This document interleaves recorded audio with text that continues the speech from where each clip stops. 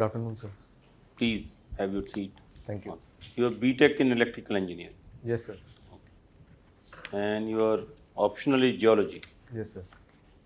I don't find any linkage between geology and electrical engineering that way. Sir, during my third year of engineering, I was doing a project related to geology.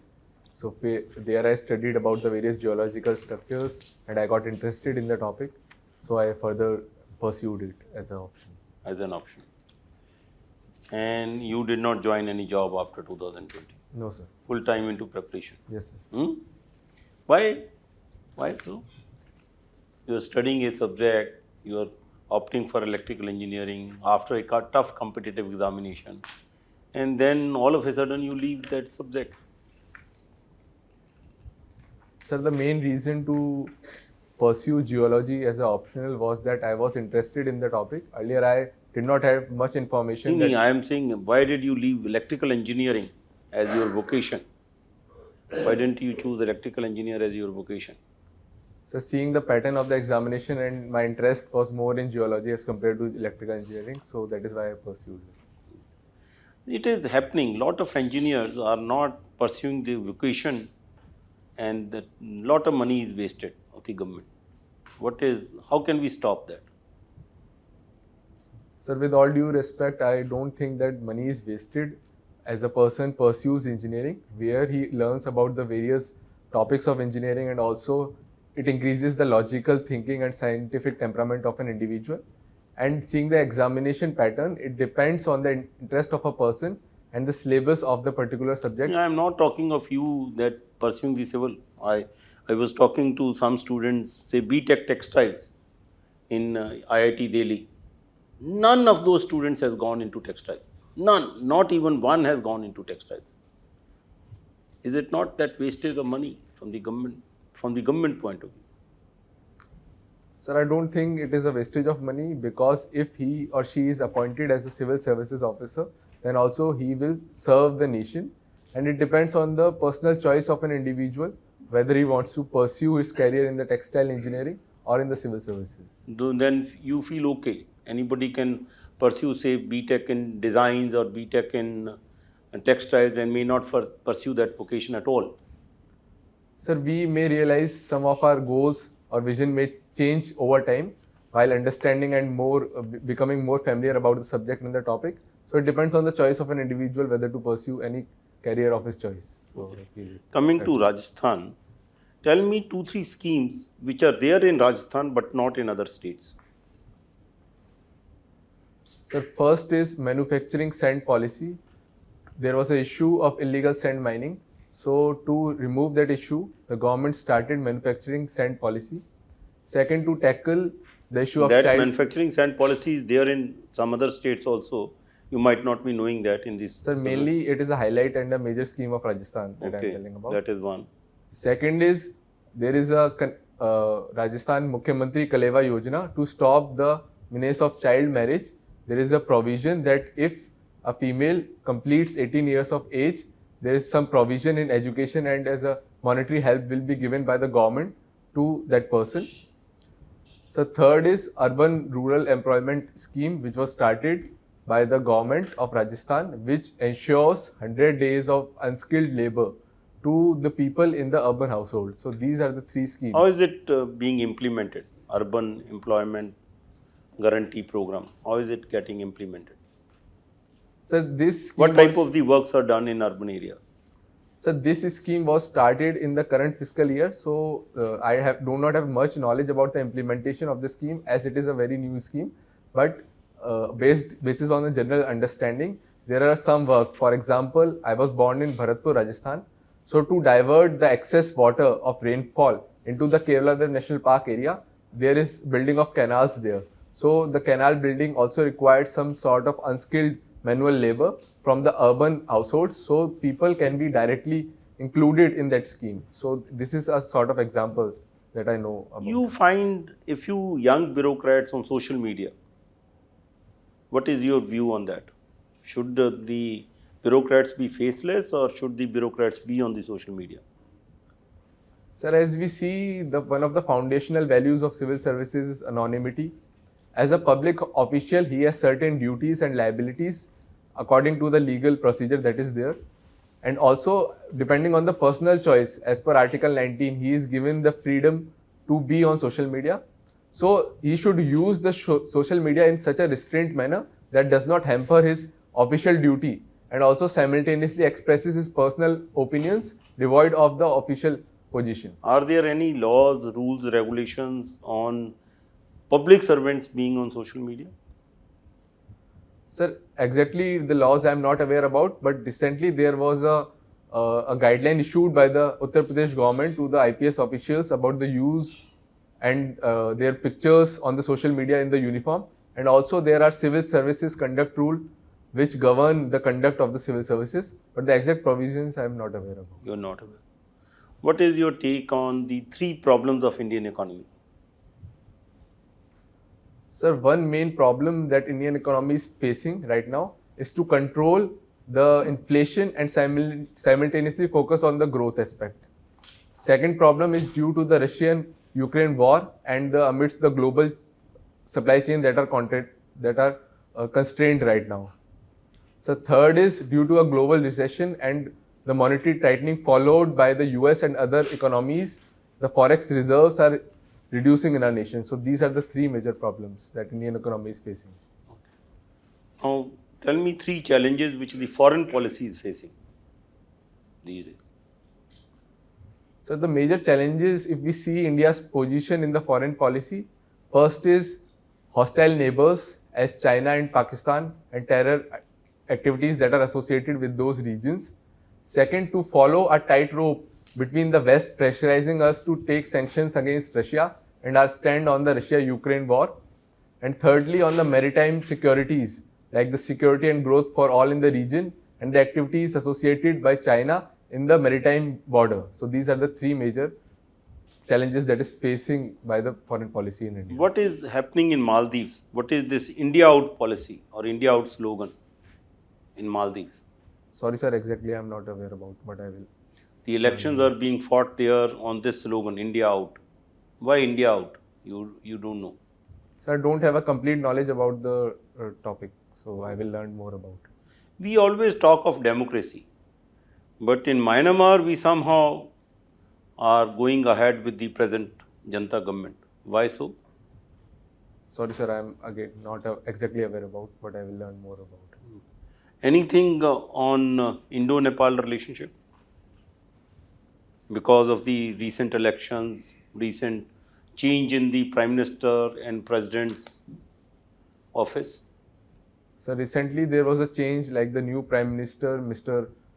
Pushpakumar Dhel, which was appointed as the Prime Minister, and the earlier Prime Minister was Mr. I think Shri Bhim Sain Bassi. So earlier there were friendly relations between India and Nepal, but the recent change in the Prime Minister, it is seen that he is some sort of not very friendly relations with India, so it poses a challenge to maintain the India-Nepal relations and also the growing presence of China in Nepal. So that is also an issue. So these are the major challenges. Okay.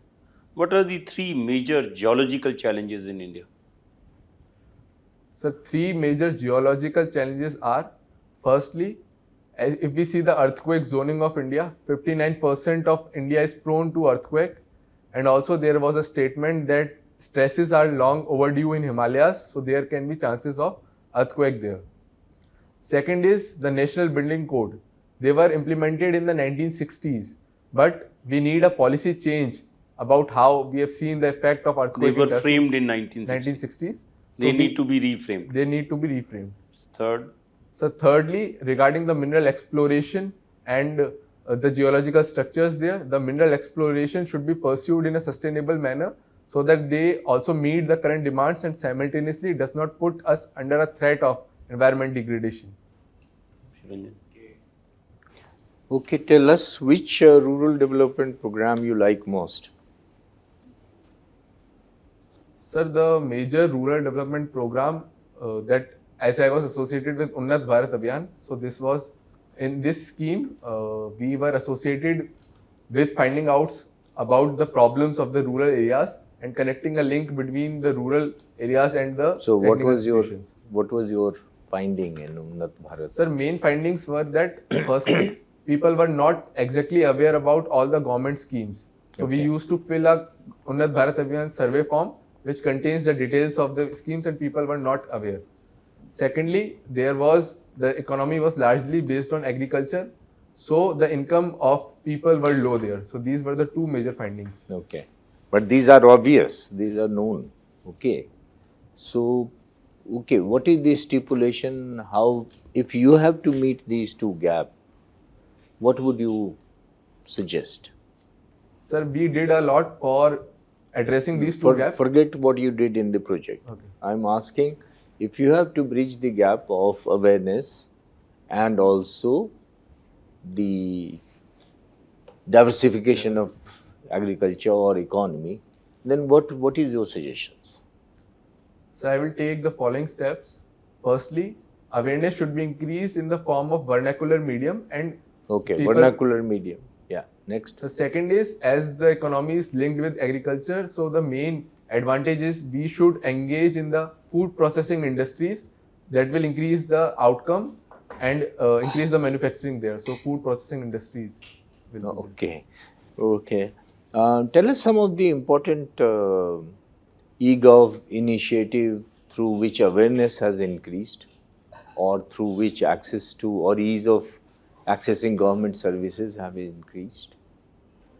So first is common service centers were Okay. opened up. Okay, go ahead. Second, in Rajasthan particularly, we have 𝐒𝐲 portals, 𝐒𝐲 Kendra. 𝐒𝐲. Sir, third is Kisan Seva Kendras were opened up. Okay. So these are the three that I'm Only these. Otherwise, portal or other initiative, Sir, digital other India. initiatives to increase the awareness in Rajasthan is the Jan Suchna portal, which contains the information Okay. about the major government schemes there. Okay.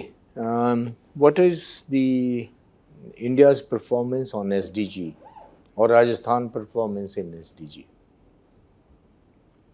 Sir, I don't remember the exact score, Don't but I think it is around 66, if I'm not wrong. Okay. I'm taking a guess. Right. And what about India's performance? Sir, I don't know the exact score. Okay. Tell us, there was a lot of people often cite कि this is the politics is suit boot की सरकार or people, the government of the rich. Every time there is inequality, मतलब people talk about inequality. How would you address inequality in India? Sir, to address inequality, firstly, there must be trust between the administrative officials and the people. Like as you have said that there is a gap. This is a tall order, trust. You can't have trust with brothers. You don't have even trust with brothers. The families are breaking. Any Inequality. inequality. He's talking of poor. inequality, which is I'm an talking economic of thing. Economic Sir, aspect. mainly we have to increase the income of the rural areas and people. So the main, How would you do that? sir, the main aim that the government is also focusing on is manufacturing. Like the production linked incentive scheme has been started, and also the focus is on the food processing sector. A former RBI governor says India should not emphasize on Make in India or manufacturing India. What is your take? Sir, with all due respect, I think that we should focus on Make in India and manufacturing in India. But manufacturing is not doing very well. What was the growth in manufacturing sector? Sir, we have an inherent disadvantage as we compare to the other major economies. There were more capital investment, but things have been changing in the recent past. We have been focusing a lot in the manufacturing sector. For example, the incentives given in the production linked incentive schemes and other main focus of the government is on the capital infrastructure development. So that will have a multiplier effect on the economy. It will increase the jobs there and also reduce the cost of production. So the things have been changing in my opinion. Madhav, geology made Rajasthan mineral rich. And why? How? Sir, if we see the geology and the mineral distribution in Rajasthan, so there are Aravali's there, which are a source of the metallic minerals there. For example, iron in the Nimla-Raisela region and the Thorundi region in the Jaipur and surrounding areas. And particularly, Rajasthan is rich in the non-mineral resources, which are limestone. Rajasthan is the largest producer of cement, selenite, wollastonite. So these are the metals which are non-metals which are profoundly found in Rajasthan. What lessons can we learn? So oil resources are also there. Pardon. Where are those oil reservoirs? So there are three main regions of oil in Rajasthan. In Rajasthan, first is the Jaisalmer belt, second is the Badmer belt, third is in the Nagaur-Sachor region. So we have several oil and gas reserves there, and currently oil producing wells as Rajeshwari and some of the other are also. And we, as per the latest economic survey, Rajasthan produces 9 metric million tons of oil per annum. Which are the companies, corporates operating the oil? So first is the Oil and Natural Gas Corporation of India, and second is the Kane Energy. So these are the two that I am aware of. Kane Energy, right. Northern Ireland and Ireland, what is the issue and how it has been solved apparently? Sorry sir, I am not aware of it. Okay. Equity and equality concept in women's empowerment are two different concepts. What do you understand about it? Equity and equality. Sir, if we see the term equity and equality, equality means that giving equal platform to all, which will not help in women empowerment as such, because it will give an equal platform to the men and women also. But equity is analyzing the need of the people and then giving the support as per the need. So the most disadvantaged people or the people in the lower strata are given more support, so that it is a sort of affirmative action where people are analyzed on the basis of their need and given support. So equity will help in women empowerment. Turkey disaster can teach us some lessons in disaster management. What are the lessons we can learn from Turkey's recent disaster? Sir, if we see the geology of Turkey, it is mainly earthquake prone there. So, but there was a startling example of a city called Arvin in Turkey, which was situated in the geological zoning, but it did not face the after effects of earthquake because the building codes were implemented there. So if we see in India, we need to update our national building codes and proper implementation should be ensured. So the after effects and the resilient infrastructure is built that will help us in reducing the after effect of any earthquake, as India is also an earthquake active zone. What are the laws that made human beings to generate electricity? Scientific laws. Sir, first is the Faraday's laws of electromagnetic inductions. So if there is a changing magnetic field and a conductor is placed there, that it will carry current, and the rate of current will be proportional to the change of magnetic field. So these are the main two laws. And after, we also use the solar energy. So photoelectric effect is used to generate generate electricity from the solar energy. So these are the two main laws. What are Gauss law and Ohm's law and Thumb's rule? Sir, Gauss law, I am not exactly able to recall, but is related to the magnetic density, if I am not wrong. Secondly, Ohm's law states that the voltage is directly proportional to the current at a constant temperature, which gives us the value of resistance. And pardon, I am not able to recall what you asked the last question. American think tank giving signal or maybe promoting that Indian fear that China may attack India. What is your opinion? And what policy we should adopt now vis-a-vis Ukraine-Russian war? Sir, if we see America and China, there has been a trade dispute going on between America and China. So there are two factions. But India should not follow any country's advice on the external affairs. It should adopt a strategic autonomy, and the actions should be taken on its own interest. If we see, compare US and India. So India has territorial boundaries with China. So our situation is much more different than what US is seeing us. So we have a directly confronting border dispute. So as per my opinion, we should adopt a more friendly relation with China in the terms of. What you are trying to say is that we should not be guided by American think tank and we should throw that report in the dustbin.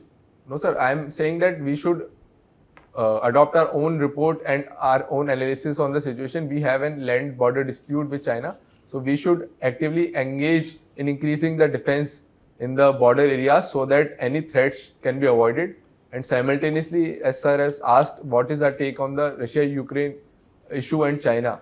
So our take on the Russia-Ukraine case is based on our strategic autonomy, that we should be guided by our own interests rather than any shared values in the world. Okay, just northeastern states.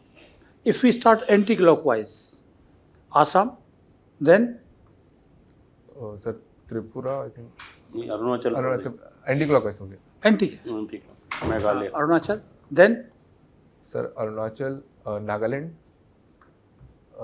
Manipur, Mizoram, Tripura, Manipur, Mizoram, Tripura, and then Meghalaya. okay, good. And if we see the Ukraine, starting from Russia, Sir, Ukraine. anti-clock, then Sir, that I'm exactly not oh, able to. Belarus, Belarus, then Poland. Poland, Okay. Georgia. And Now, as a young man, nation is before you.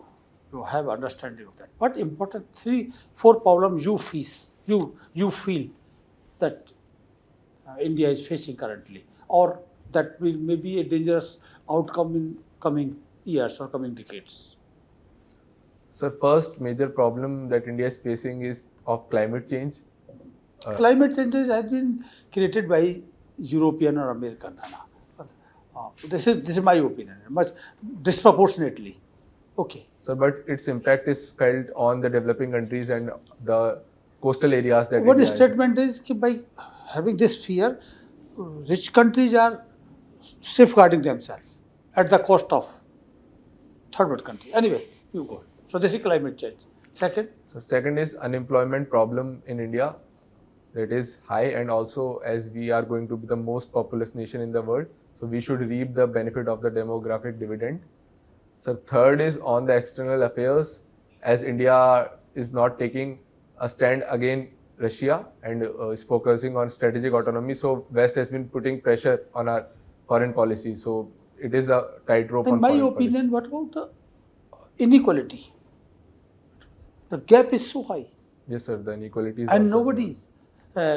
Demographic dividends are beyond a proportion, because the richer are they are having market for their car, their shirt, their mobile, everything, and they are enjoying that. Don't you feel the inequality? What steps should we should? So I would like to highlight a point made by Economic Survey, that inequality exists and has been always existing since past. But this means that we should give an equal platform to the poor and the disadvantaged people, so they have a basic necessity of all sorts. For example, basic skills should be there, basic education and health levels should be there, and that will build a platform so that they are given equal opportunities, so they're able to compete with the rich and all other persons. What about the pay scales of government servants should be reduced 50%? They are freed. If they want to go out, go. Don't join. Sir, the decision of reducing the pay scale should be taken by and analyzed by any committee, but the contributions made by the government employees should be recognized. They are also contributing. Okay, we will recognize. You tell me which sector they have done excellently well. Government sector. Sir, the government main aim is for welfareist approach, and its contribution cannot be made directly by the profit and the loss that we can see in the private companies. But the government as a person is a government employee. He has contributed his life to the government and also serving the nations, serving the people. So the decision to reduce the salary should be Therefore, we should go for the old pension schemes. Sir, if we see the issue of old pension scheme and the new pension scheme, in old pension scheme, it is based on a defined benefit, But in the new pension scheme, there is a contributory based scheme which is given. Which one you will recommend? Sir, if we see the sustainability model, the new pension scheme is a more reliable model. Okay. You are not coming to that. You are not giving your decision. Nowadays, many films are made and people object to one scene or maybe song sequence, sometimes on the characters being played. And they gave a call to boycott that film. Do you think this is a good trend? Sir, if any film is made, then there is the National Board of Film Certification which awards the clarity on that subject, and if there is any substantial scene or related to that, they censure it. So the decision is made by a regulatory body, and people's opinion is there, but they should not use any violence and any other method to disturb the law and order there, because a regulatory body is there to analyze the fact. So we Now, should respect the decision. When the film is released, even before it is sent to the censor, nowadays this is this art of making trailers. These shots are not passed by censor. Like the film that has been in the recent dispute, Pathan. The scene that was shown there, it is not in the original film. And it was in the original film, but the film was not censored. So why do you think such trailers are made? It is only to seek publicity, create social disharmony, or what is the purpose? Sir, the main aim of any trailer of a movie is to give the important highlights of the. I agree, but that kind of trailers. Sir, in my opinion, we should adopt some directives and also start sending trailers and any such form which may create any disharmony in the society before the certification board, so they can also regulate and check it. Now think, if you are the district magistrate somewhere, and such a film which is under disturbance is being shown in the movie halls in your district, it has been passed by the censor board, but even then the violence continues. What shall be your course of action? Sir, if I am a district magistrate, I will use all the training and expertise that I've gained over the years. But as of my current understanding, I will, as the film is passed by the censure board, so as per the law, it is legal. So I will use the law and order and the forces there to maintain the law and order in the district. So I will implement and. So what shall be, how you will do that? Give 1, 2, 3 steps. Sir, first is analyzing the situation, the major theatres that are there in the town.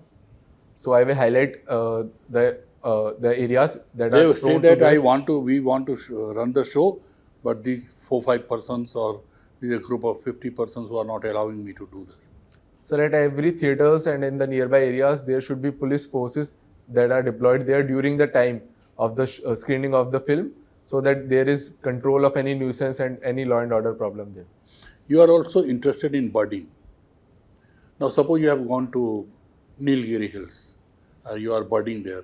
What are the things which you look into the bird to identify the species? Sir, the identification of any species depends first on the outlook and the colors of the bird. Second, we also use auditory trails of the birds. If a bird is making a particular call during a season, as during the plumage and the breeding season, the color of the bird changes. Thirdly, we can use any bird checklist or any bird data that gives us the identification of a particular bird. And also there are... What is there in that checklist? You tell me that. Sir, we have a book of Dr. Salim Ali, the handbook. वो पता है मुझे, आप उसमें बताइए तो क्या देखेंगे? Sir, mainly we will identify it through the colors and the auditory of What the bird. else? Sir, third, Colors cannot give you everything. Sir, auditory and the feeding habits of a particular bird, this nesting pattern, if we can observe it. So these two things we can identify, and also with the help of the eBird scanning app, we have app there, so we can also identify a particular bird there. Your interview is over, Madhav.